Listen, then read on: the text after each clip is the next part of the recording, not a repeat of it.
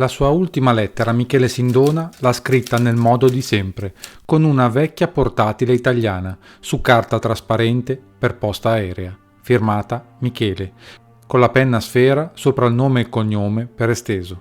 E nel solito modo è arrivata dal carcere di Voghera ad un indirizzo del Greenwich Village a Manhattan, fra la corrispondenza ordinaria, nella cassetta delle lettere del suo biografo, l'americano Nick Tosches, che quando la aprì capì che Sindona presentiva la fine imminente. Tu mi conosci abbastanza per sapere che io non ho paura di morire, credo in Dio e nella vita eterna e attendo con serenità il trapasso, e quindi una eventuale azione violenta contro di me non mi preoccupa affatto. Il rapporto tra Sindona e Tosches finiva con quella lettera, spedita il 18 marzo 1986. Il giorno dopo la condanna all'ergastolo e il giorno prima dell'avvelenamento, e con una lettera era cominciato 2 anni prima. Nick Tosches stava cercando allora, come sempre, qualcuno su cui scrivere. Di Michele Sindona, si diceva, sedesse sul trono del male del mondo. Così il prigioniero federale numero 00450054, in quel momento a New York, in attesa di estradizione, riceve una lettera in cui Nick gli chiede un incontro. Poco tempo dopo, nella sala colloqui del carcere di Manhattan, un uomo dalla fronte alta e i capelli grigi tirati indietro, la tuta arancione e le scarpe da ginnastica, tende la mano a Tosches. I am Sindona. Quando Sindona viene estradato, prosegue gli incontri con lui nel carcere di Voghera.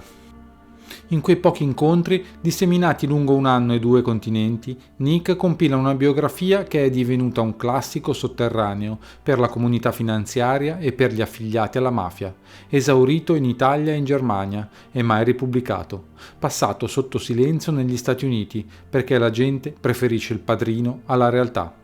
E fra le domande poste dal giornalista americano, ve n'è una destinata a lasciare il segno. Quali sono le banche usate dalla mafia? Risponde Sindona. In Sicilia il Banco di Sicilia, a volte. A Milano una piccola banca, in Piazza dei Mercanti.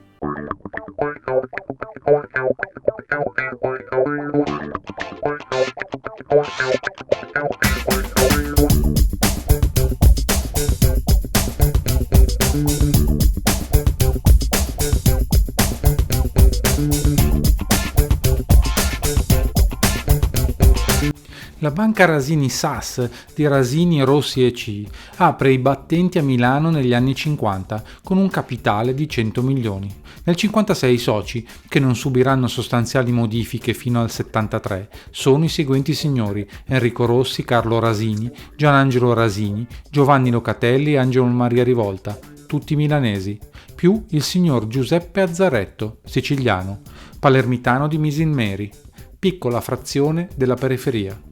Già dalla sua fondazione, quindi, questa banca assomma a capitali lombardi quelli palermitani. Formalmente il proprietario era la famiglia Zaretto. Si sussurrava negli ambienti della Democrazia Cristiana che dietro ci fosse un grosso personaggio della Democrazia Cristiana che aveva riferimenti importanti nel sud, cioè si parlava di Giulio Andreotti, tanto per non far nomi. Nel 1970 i soci della Rasini erano Mario Rasini, Angelo Frova, Ernesto Crignola, Cesare e Massimo Turkheimer, Giacomo Spadaccini, Francesca Ciglia, Rosolino Baldani, tutti milanesi, più il solito palermitano Giuseppe Azzaretto, a cui si aggiunge per la prima volta il figlio Dario Azzaretto, e una misteriosa società di Nassau, denominata Brittener Anstalt. Ed è proprio agli inizi degli anni 70 che la banca subisce una serie di clamorose rapine, una in fila all'altra.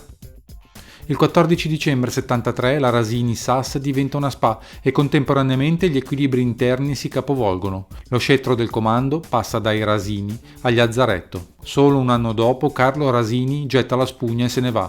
Dario Azzaretto ne prende il posto, assommando anche la carica di direttore generale. Carlo Rasini non lascia certo la banca perché è in crisi. Il bilancio, infatti, del 74 si chiuderà con un utile pari a quasi 1/4 del capitale sociale. Non sono gli affari ad andare male. Forse A non convincere sono alcuni clienti. Ed in contemporanea il capitale della banca lievita come una torta impazzita. Dal miliardo del 1974 si passa velocemente al miliardo e 7 del 76, ai 2 miliardi dell'82, ai 4 dell'84.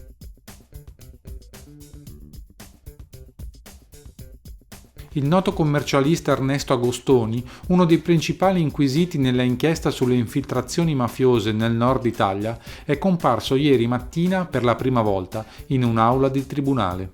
Con lui alla sbarra, davanti alla sesta sezione penale, altre 3 persone, tutti imputati di tentata estorsione nei confronti di Antonio Virgilio, il proprietario dell'Hotel Plaza, arrestato nel corso della retata di San Valentino, scattata nel febbraio dello scorso anno. In sintesi, secondo l'accusa, la storia è questa. Nell'ottobre dell'83 Mirella Manera si presenta nello studio dell'avvocato D'Allora, difensore di Virgilio, e, attraverso un giro di parole, registrate da chi ascolta, chiede 1 miliardo e 700 milioni per evitare che sul conto dello stesso Virgilio vengano denunciati fatti compromettenti. Mirella Manera, sempre secondo l'accusa, opera su preciso mandato di Ernesto Agostoni.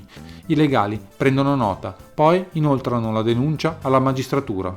I due, Agostoni e Virgilio, concludono numerosi affari nel settore immobiliare, non tutti andati a buon fine a causa di pagamenti promessi e poi non effettuati. Agostoni sostiene che Virgilio ha sempre rappresentato per lui un motivo di paura, sensazione che mi fu confermata dopo la compravendita dell'immobile di Via Motta.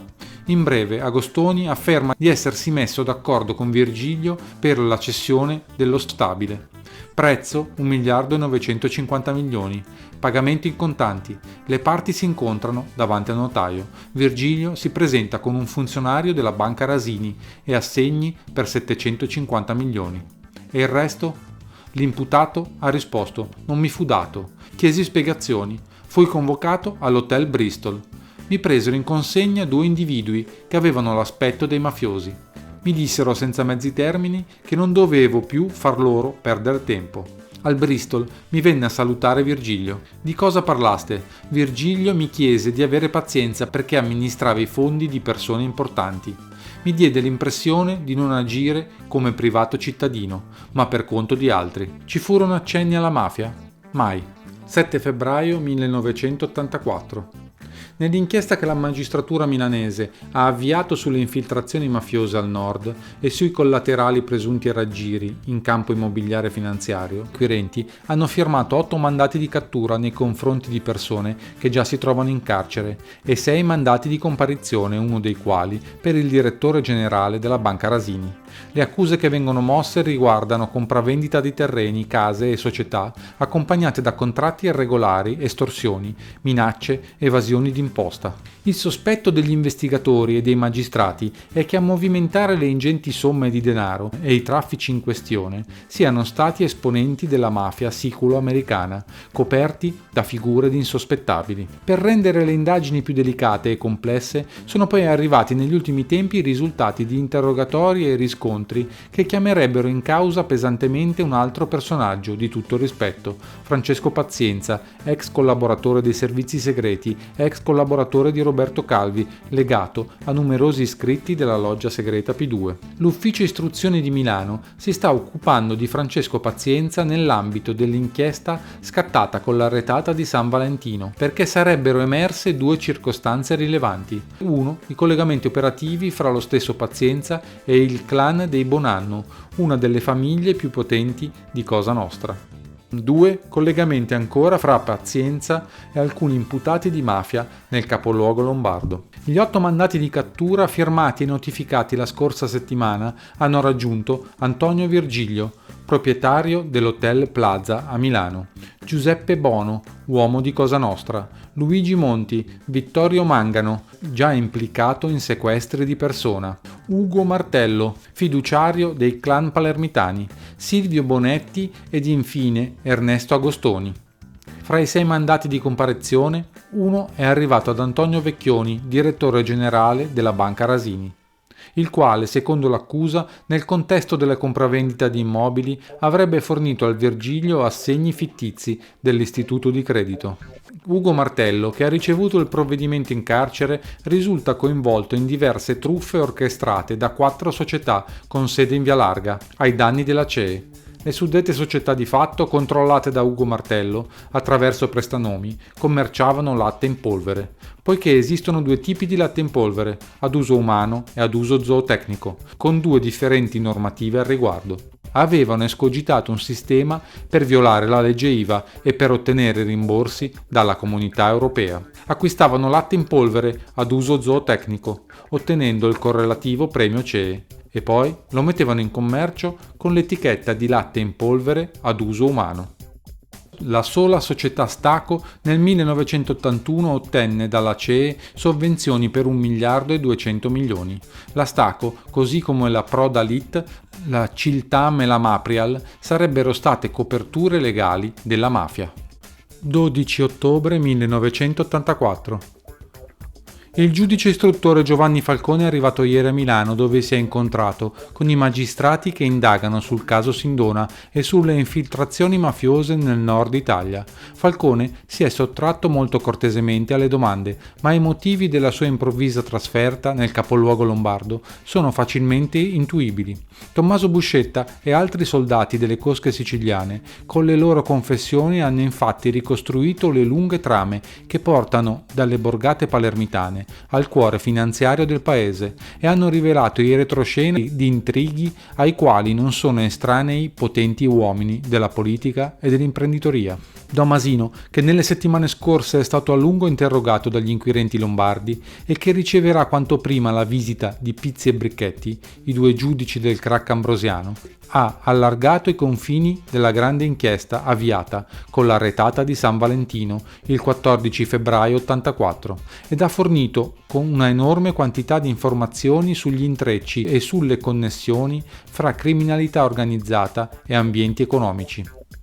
C'è un capitolo, ed è storia delle ultime 48 ore, che forse spiega la trasferta di Falcone a Milano e la grande agitazione che si riscontra negli uffici del Palazzo di Giustizia. È il capitolo che mette in collegamento Vito Ciancimino, ex sindaco di Palermo, Vittorio Mangano, mafioso, ora in carcere, con uomini legati all'industriale editore e costruttore Silvio Berlusconi. Vi è innanzitutto traccia nei rapporti a pagina 37 di una conversazione telefonica fra Vittorio Mangano e Marcello Dell'Utri, ex segretario di Berlusconi. Ecco quanto si legge nel rapporto.